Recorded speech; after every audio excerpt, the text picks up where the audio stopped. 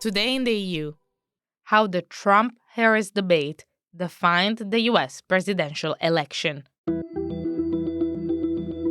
Vice President Kamala Harris and former President Donald Trump met in Philadelphia last night for their first and likely their only confrontation before the presidential election. With 8 weeks to go, polls show candidates are running a neck-and-neck race that could easily swing both ways.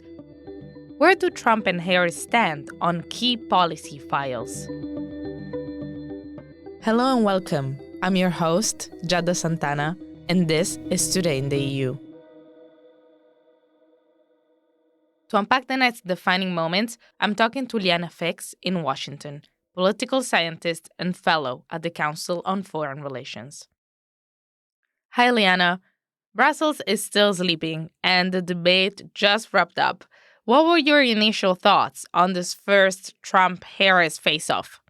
Thank you so much. It was a fascinating face-off. We had two strong candidates who gave each other a lot of attacks. So it was a debate that was definitely worth watching. The beginning was weaker for Kamala Harris, but then he picked up and became particularly strong in her attacks on Donald Trump. And he fell into the trap of defending himself for too long of a time, which made him weaker towards the end of the debate. But we cannot afford to have a president of the United States who attempts, as he did in the past, to upend the will of the voters in a free and fair election. I had nothing to do with that other than they asked me to make a speech. I showed up for a speech. I said, I think it's going to be big. Overall, it was a strong performance for Kamala Harris, stronger than probably many had expected, or definitely stronger than some had feared. And this was a big night for both candidates, but mostly for Harris. Ahead of this debate, polls showed that she was struggling with two major challenges, one being seen as more of the same, a sort of continuation of the Biden administration, and two, still not being very well known to many Americans. Do you think she was able to change people's minds tonight? I think she definitely became more well-known through the debate. I mean, these debates are big events that are watched by large parts of the American population.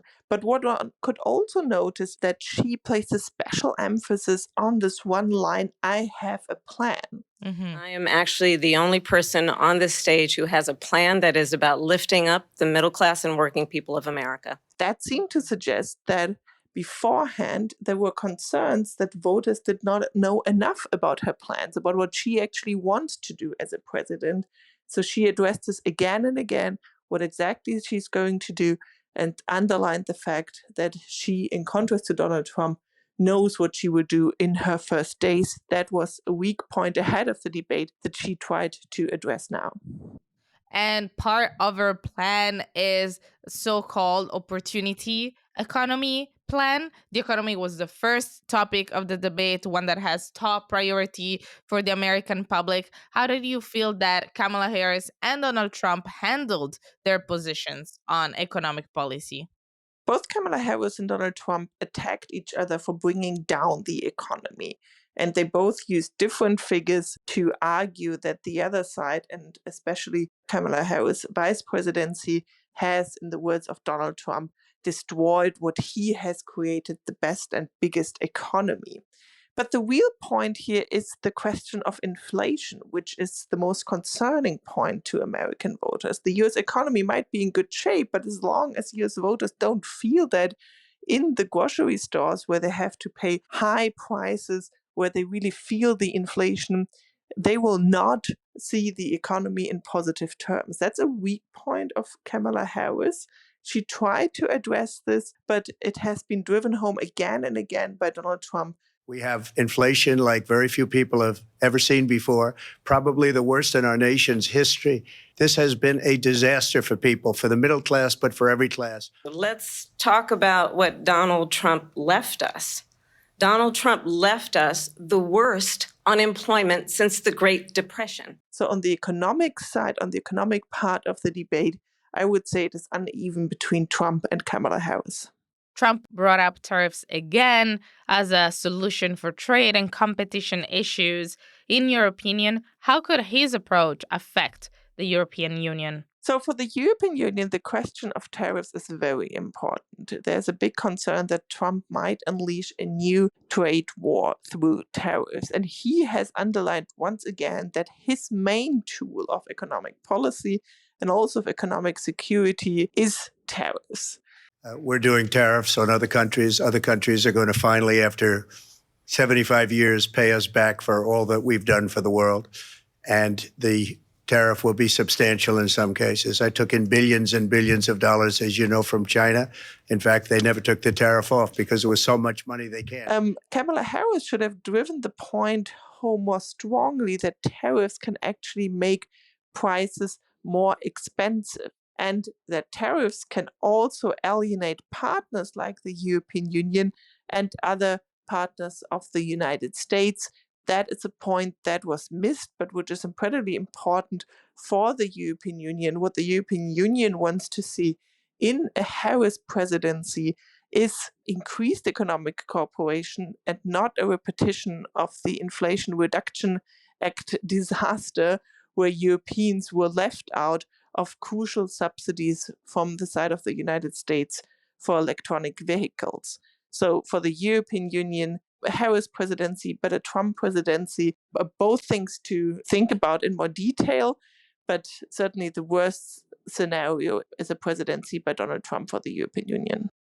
And foreign policy also took center stage with both NATO and Ukraine being discussed. Biden and you don't have the courage to ask Europe, like I did with NATO, either you pay up or we're not going to protect you anymore. So that's maybe one of the reasons they don't like me as much as they like weak people.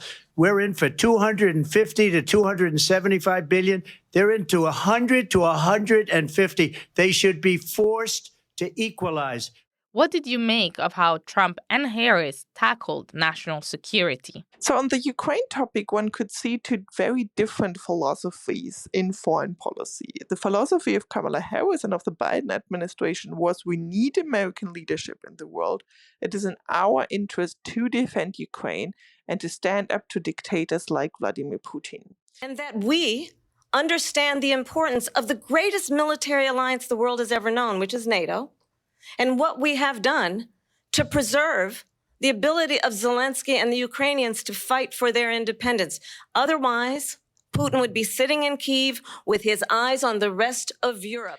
Donald Trump's philosophy was much more focused on the fact that it is not about Ukraine winning this war, but it is about ending a war, because it is not in America's interest to be involved in wars and to be involved in European security. So he framed the Ukraine topic as a question of burden sharing, where Europeans are failing to live up to the expectations. And therefore, one could very strongly feel this underlying line of isolationism that many fear will return, especially when it comes to the Russia-Ukraine war. Then the candidates discussed another issue on the geopolitical stage, the stalemate, the current stalemate in the Israel-Hamas war. How did their positions come across to you? So Kamala Harris had a fine line to walk there. She's perceived as being more receptive to the plight of the Palestinians, but at the same time, she had to make sure to not be perceived as too anti-Israel, too critical of Netanyahu. And that is the report that Donald Trump tried to drive home, that she's against Israel. He overdid it. He said that if she were president, there would be a risk that Israel would not exist. That was certainly too much of a claim that he did there. But she tried to strike this balance, and she did it in a good way. And finally, one of the tensest points of this debate centered around the rule of law, with Donald Trump once again claiming he won the 2020 election. From our perspective here in Brussels, how concerned should we be about the future state of democracy in the United States? So the greatest risk point is probably the days after the November elections, because there we will have a very heated atmosphere in the United States, which can very easily lead to disinformation, to conspiracy theories about who won more votes, especially if it is a very tight race. And there, of course, there is a risk of increased violence.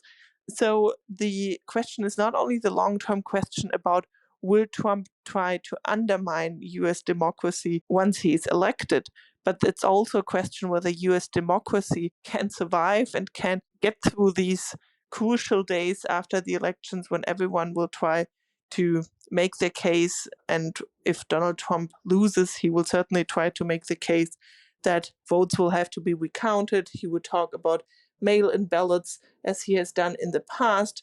So the days after the elections are the days to look out for. One of the latest issues that was discussed during the debate was climate change. I think we saw Kamala Harris way less progressive on this topic than she was previously, right? Yeah, absolutely. I mean, for her, it was very clear that this debate was taking place in Pennsylvania.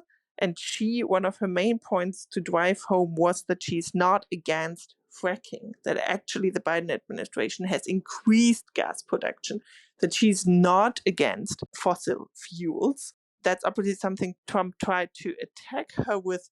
But for especially young voters, her positive words about climate change and the need to address climate change obviously stand in stark contrast to her endorsement of fossil fuels and of fracking. And one last thing, this debate was really light on policy files and plans. How much should we expect what was said tonight to matter in the race moving onwards? Certain things will matter, but those will be the poster issues that matter. Abortion will matter a lot. The question of healthcare will matter a lot. Those are questions that affect many people, and their people will want to see plans and responses. It was a weak point of Donald Trump's debate that he said he has concepts of a plan and will present a plan on healthcare in the near future, because obviously the Affirmative Healthcare Act is very popular, and it's something that is on the plus side of Kamala Harris. So those are the issues, including inflation and the economic situation, that are important to voters, but we might not see on all policy issues a fully developed spectrum of positions. Candidates will probably focus on those areas that can mobilize most voters across the United States. Thank you, Liana. I'm Giada Santana, and this was Euractivist Today in the EU podcast. Visit Euractivist to stay on top of the latest news, sign up for our podcast newsletter, and if you haven't subscribed yet, you can find us on Spotify, Apple Podcasts, or wherever it is that you get your podcasts. Leave us a star review on Spotify, Apple Podcasts, or your favorite streaming platform. It will really help us spread the word about our work. This episode was produced by Miriam Sanz de Tejada and I. See you tomorrow.